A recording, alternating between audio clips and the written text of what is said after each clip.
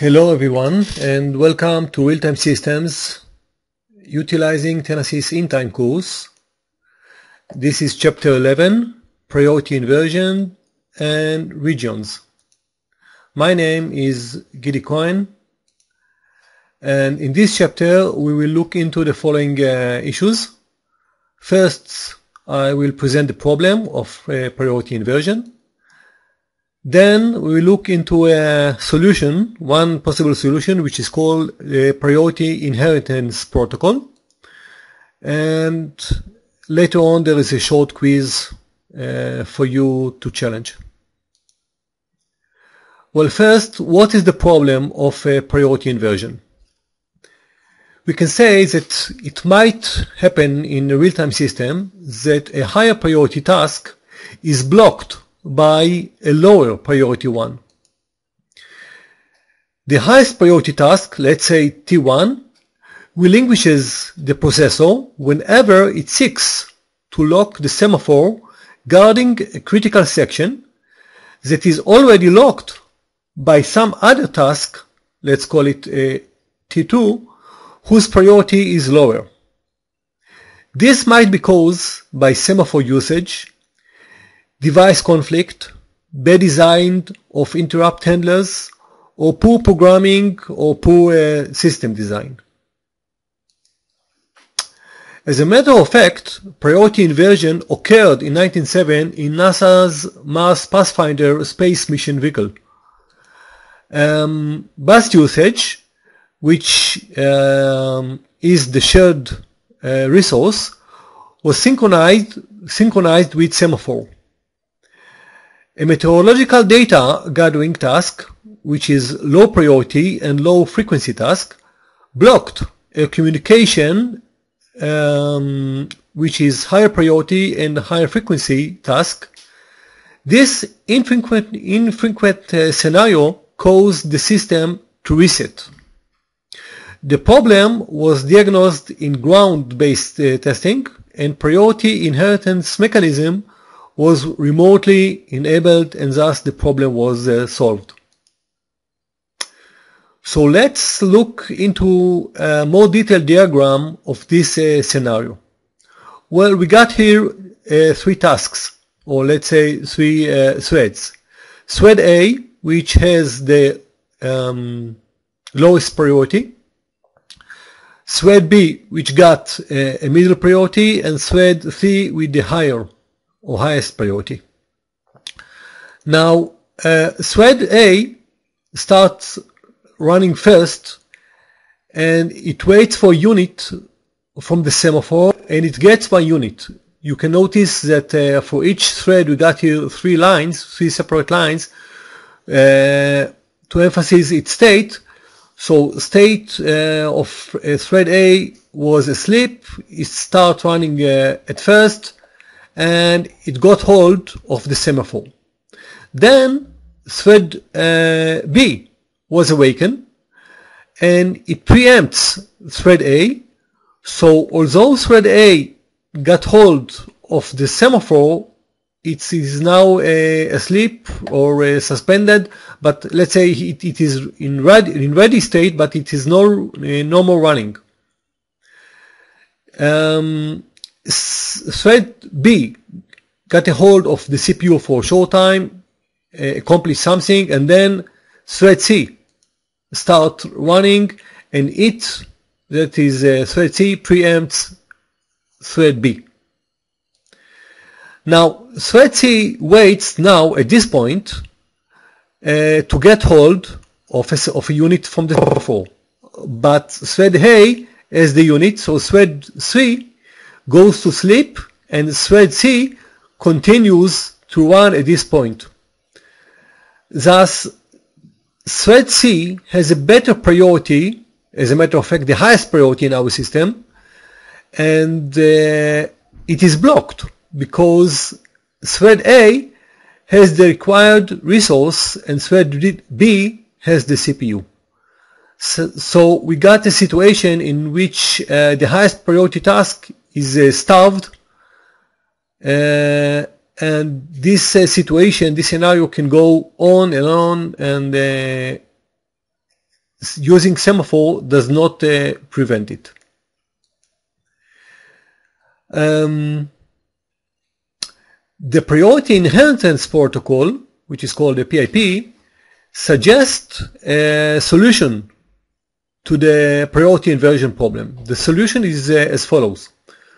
When a task blocks one or more higher priority tasks, it temporarily inherits the highest priority of the blocked tasks.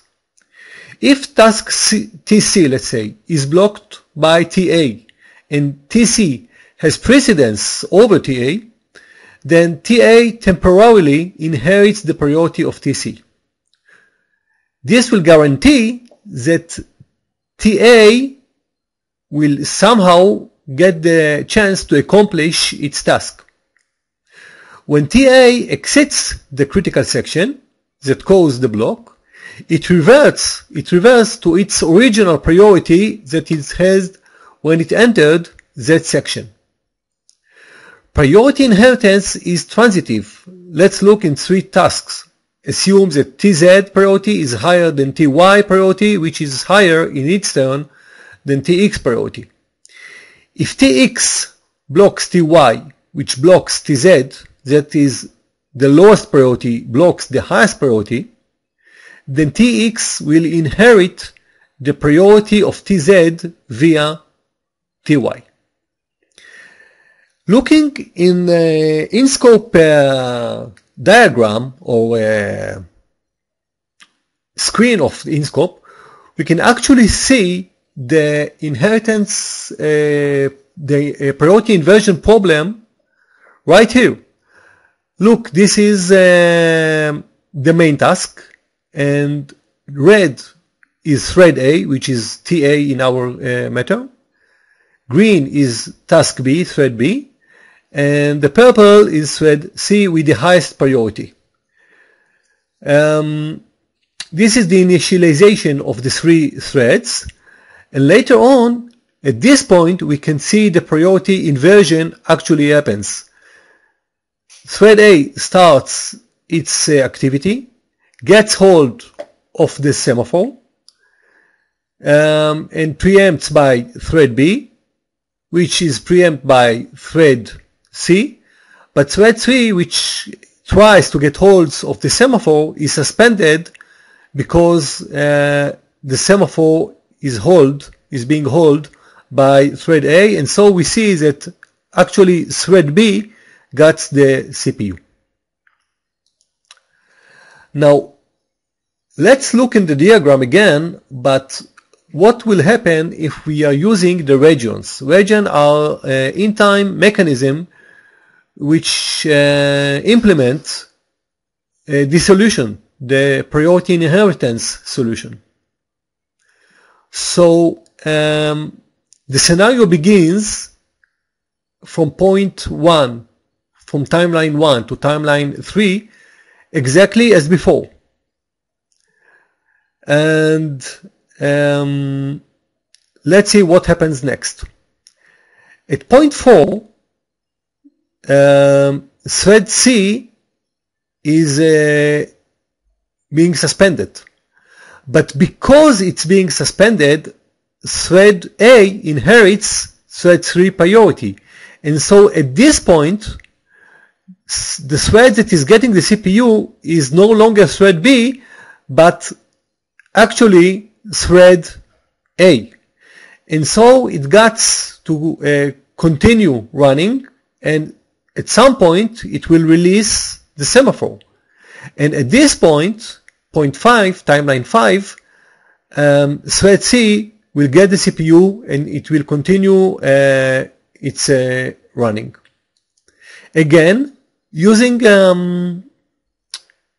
in-scope debug tool, we can again see the implementation of this diagram.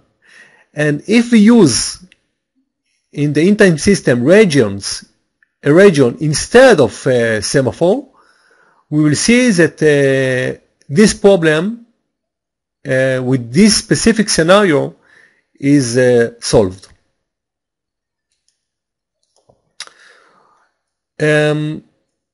we got to remember that the priority inheritance protocol does not prevent deadlock. It also cannot prevent other problems induced by the semaphore. Recall float semaphore implementation.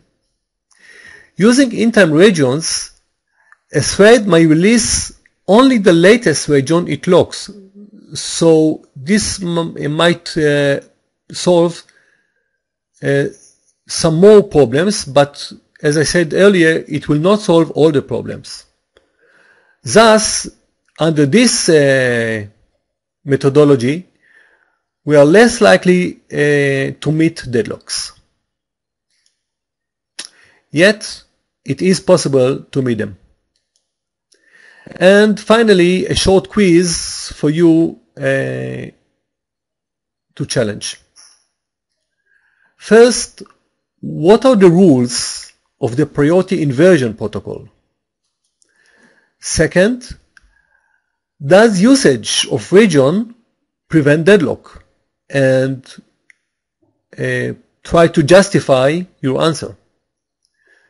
Third, can you plan a scenario in which, in spite of the usage of regions, there will be process starvation or even a deadlock? That's all for this time. Thank you, and I hope to see you on the next chapter.